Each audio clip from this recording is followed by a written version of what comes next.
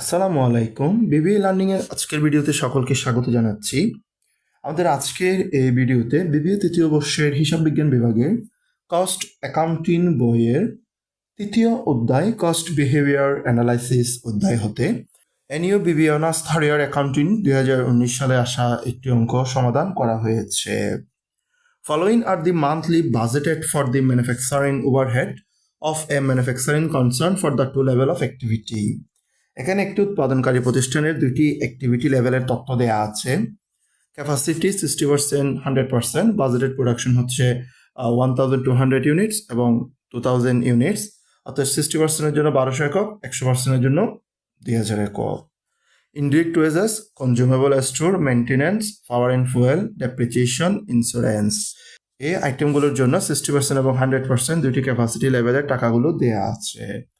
Required হচ্ছে indicate which of the items are fixed, variable and semi fixed, অর্থাৎ এখান থেকে কোন কোন আইটেমটি ফিক্সড, ভেরিয়েবল এবং সেমি ফিক্সড সেটি আইডেন্টিফাই করতে বলা হয়েছে।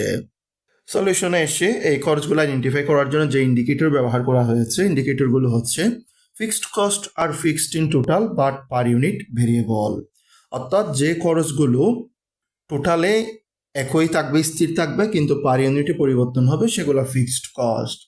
Variable cost are variable in total but per unit is fixed. আবার যে খরচগুলো মোট খরচে পরিবর্তন হবে কিন্তু একক প্রতি স্থির থাকবে, সেটি ভেরিয়েবল কস্টে যাবে। আর সেমি ফিক্সড বা সেমি ভেরিয়েবল ক্যাটাগরি হচ্ছে semi variable cost are variable in total as well as per unit. আবার যে খরচগুলো টোটালেও পরিবর্তন হবে এবং পার ইউনিটেও পরিবর্তন হবে, সেগুলোকে সেমি ভেরিয়েবল কস্ট বলা হবে। তাহলে এই তিনটি ইন্ডিকেটর ব্যবহার করে এখানে খরচগুলোকে আইডেন্টিফাই করা হবে। তাহলে ফিক্সড খরচ হচ্ছে যেটা টোটালি স্থির থাকবে, একই থাকবে, কিন্তু পার ইউনিটে পরিবর্তন হবে। ভেরিয়েবল কস্ট হচ্ছে এটা টোটালি পরিবর্তন হবে, তবে পার ইউনিটে একই থাকবে। আর সেমি ভেরিয়েবল হচ্ছে এটা টোটালিও পরিবর্তন হবে, পার ইউনিটেও পরিবর্তন হবে।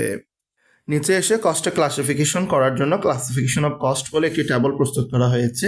এখানে একটি কর হচ্ছে এলিমেন্ট অফ কস্ট, এরপরটা হচ্ছে 60%, এটি হচ্ছে 1200 ইউনিটসের জন্য। এরপরটি হচ্ছে 100%, এটি হচ্ছে 2000 ইউনিটসের জন্য। লাস্ট গড়টি হচ্ছে ডিসিশন। প্রথমে হচ্ছে ইনডিরেক্ট ওয়েজেস, এটি 1200 টাকা। তাহলে 1200 ইউনিটের জন্য 1200 টাকা হলে ভাগ করলে 1 ইউনিটের জন্য আসবে 1 টাকা। একইভাবে 100% ইউনিটের জন্য টোটাল হচ্ছে 2000 টাকা। তাহলে 2000 এককের জন্য 2000 টাকা হলে 1 এককের জন্য 1 টাকা। তাহলে এক্ষেত্রে দেখা যাচ্ছে টোটাল টাকা পরিবর্তন হয়েছে, তবে একক প্রতি টাকা উভয় ক্ষেত্রে স্থির 1 টাকায় আছে। তাহলে সেই জন্য এটি হবে ভেরিয়েবল কস্ট, অর্থাৎ টোটাল টাকার মধ্যে পরিবর্তন হবে, তবে একক প্রতি টাকা একই থাকলে সেটি হবে ভেরিয়েবল কস্ট। এরপরে আছে কনজিউমেবল স্টোর, 1200 এককের জন্য 900 টাকা, 1 এককের জন্য হচ্ছে 0.75 টাকা। একইভাবে 2000 এককের জন্য 1500 টাকা আছে, তাহলে ভাগ করলে 1 এককের জন্য হবে 0.75 টাকা। এটিও মোটের মধ্যে পরিবর্তন হয়েছে, তবে একক প্রতি একই, এটিও ভেরিয়েবল কস্ট। এরপরে হচ্ছে মেনটেন্যান্স। মেনটেন্যান্স 1200 এককের জন্য আছে 1100 টাকা, 1100কে 1200 দিয়ে ভাগ করলে 0.9167।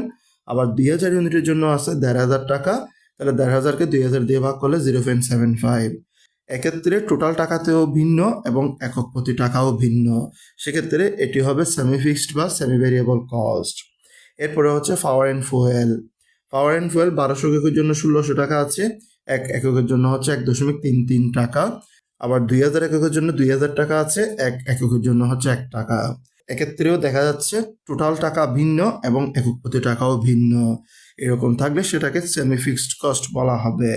এরপরে হচ্ছে ডেপ্রিসিয়েশন, 1200 এককের জন্য 6000 টাকা, 2000 এককের জন্য 6000 টাকা। দুইটা লেভেলে টাকার পরিমাণ একই আছে, দুইটি লেভেলে টাকার পরিমাণ একই থাকলে সেটাকে ফিক্সড কস্ট বলা যাবে। একইভাবে ইন্স্যুরেন্স, এটাও 1200 এককের জন্য 2000 টাকা, 2000 ইউনিটের জন্য 2000 টাকা, অর্থাৎ দুইটা লেভেলের সমান টাকা, এটাকেও ফিক্সড কস্ট বলা যাবে। আমাদের ভিডিওটি দেখার জন্য সকলকে অসংখ্য ধন্যবাদ।